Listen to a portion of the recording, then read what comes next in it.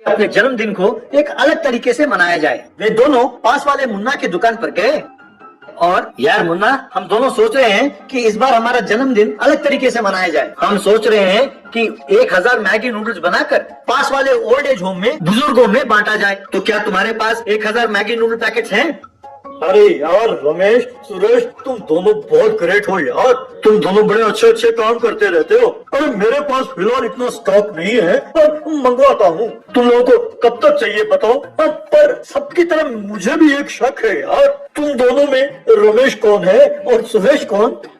ठीक है मुन्ना, हम तुमसे एक शर्त लगाते हैं। हम अभी बताएंगे कि हम दोनों में रमेश कौन है और सुरेश कौन। फिर दोबारा जब हम तुम्हारे दुकान पर आएंगे, अगर तुमने हमें सही पहचान लिया तो वो 1000 नूडल पैकेट्स हम दुगने दाम में खरीद लेंगे। और यदि तुम बता दे यार मैं तुम्हारे हाथ जोड़ता हूँ, पूरे गांव में कोई नहीं पहचान सकता कि रमेश कौन है और सुरेश कौन। कोई जीनियस तो हूँ नहीं जो मैं पहचान लूँ। मैंने तुम्हारे साथ शर्त लगाया तो समझो मैं लुट गया। मैं नहीं लगाने वाला शर्त। वैसे मुझे एक और शक भी है, अगर मान लो गलती से किसी ने पहचान भी लिया, तुम लोग तो मानोगे नहीं। अरे क्या बकवास करते हो मुन्ना? चाहो तो एक काम करते हैं। वैसे तो हम झूठ नहीं बोलते, पर फिर भी यकीन ना हो तो हम दोनों हमारे हाथों में टैटू लगवा लेते हैं। तो यदि हमने झूठ बोला भी तो तुम टैटू देखकर तो पहचान लोगे ना? हाँ ये बात तो सही है। तो ठीक है, मैं शर्त लगाने के लिए तैयार हूँ। ये सब सुनते हुए मुन्ना की पत्नी चित्रा, क्यों जी, क्या ये सब जरूरत है तुम्हें? अगर हार गए तो 1000 पैकेट के पैसों के चपत लग जाएगी, यानी 10,000 रुपए। शर्त लगाने से पहले सोच लो ध्यान से, घर और दुकान बेच न डालना, कहकर उसे चेतावनी दिया। तब मुन्ना, इसमें स्पोर्ट्समैन स्पिरिट बिल्कुल नहीं है यार। मैं कोई जुआ खेल रहा हूँ क्या? बस जरा सा शर्त लगा बैठा। शर्त लगाने के लिए ये दुकान तुमने अपने पैसे से नहीं बनाया, ये सब मैं दहेज में लेके आई थी, यानी पैसे मेरे हैं। तुम सिर्फ यहाँ पर कर्मचारी हो। हार गए तो तुम्हें जो हर महीना 10,000 रुपए देती हूँ पॉकेट मनी, वो काट लूंगी, सोच लो। अरे बाप रे, ये तो मेरे जेब खर्चे पर ही हाथ मार रही है यार। और ठीक है, अब मान लो वो शर्त में जीत गया और 20,000 रुपए ले आया, तब तुम मुझे क्या दोगी?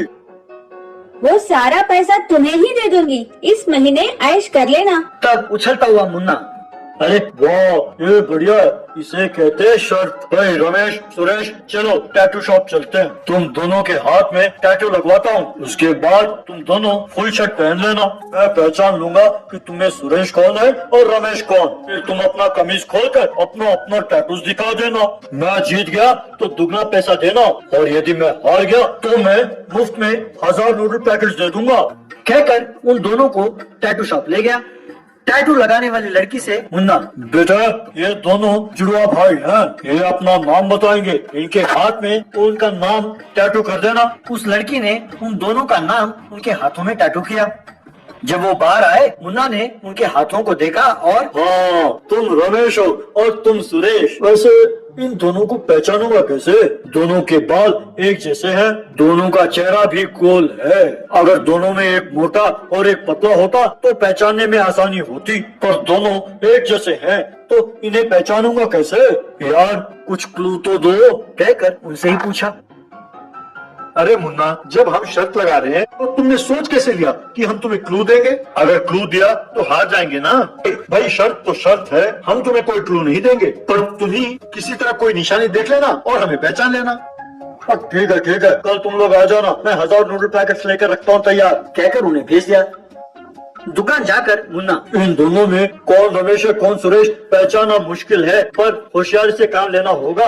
यूँ सोचकर उसने एक प्लान बनाया। मुन्ना ने अपनी दुकान में एक लड़की को सेल्स गर्ल नियुक्त किया। ये देखकर चित्रा, क्यों हुजूर, लगता है अकेले काम करना मुश्किल हो रहा है, इसीलिए सेल्स गर्ल अपॉइंट किया है आपने? या फिर ये सोचकर कि अकेले बोर होते हैं दुकान में, एंटरटेनमेंट के लिए सेल्स गर्ल रखा है क्या? अरे तुम तो यूं ही शक करती रहती हो। उस रमेश और सुरेश में कौन कौन है ये पहचानना मुश्किल है ना।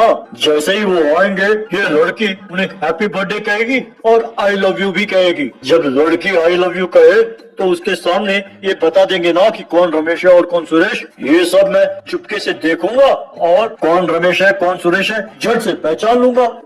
एकदम बकवास आइडिया है तुम्हारा, लगता है 10,000 मेरे हैं। यूँ बात कर ही रही थी कि रमेश और सुरेश को दुकान पर आते हुए देखकर मुन्ना, अरे सुनो, मैं जाकर उस रैक के पीछे छिपता हूँ। अरे सेल्स गर्ल, तुम अपना टैलेंट दिखाना। कहकर जाकर छिप गया। रमेश और सुरेश वहाँ आए और चित्रा से, क्यों चित्रा जी, कहाँ है आपके पति परमेश्वर? वो तो कह रहे थे कि हमें झट से पहचान लेंगे कि रमेश कौन है और सुरेश कौन। कहीं डर के मारे भाग तो नहीं गए?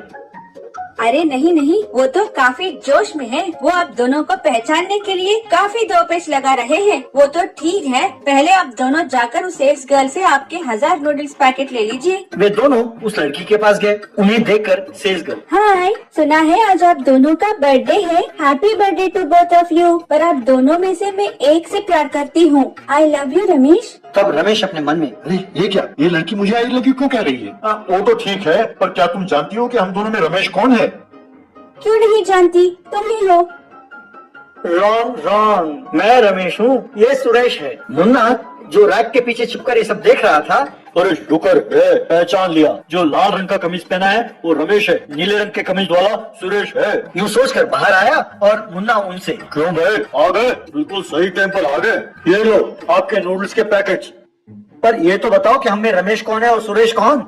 ये तो बहुत आसान है यार, तुम रमेश हो और ये सुरेश। कहते ही वे दोनों हैरान हो गए। अरे मुन्ना, तुमने ठीक पहचाना, पर कैसे मुन्ना? मैंने दिमाग इस्तेमाल किया दोस्त। तो क्या मैं जीत गया? हाँ यार, बिल्कुल जीत गए। तुमने सेल्स गर्ल की मदद से शर्त जीता है ना। ये लो दुगना दाम। कर मुन्ना को पैसे दिए। उन 1000 नूडल्स पैकेट्स को ले जाकर मुन्ना के साथ सबने पकाया और उन पकाए हुए 1000 नूडल्स को ले जाकर बर्थडे के अवसर पर सब बूढ़ों में बांटा। वो खाकर सारे बूढ़े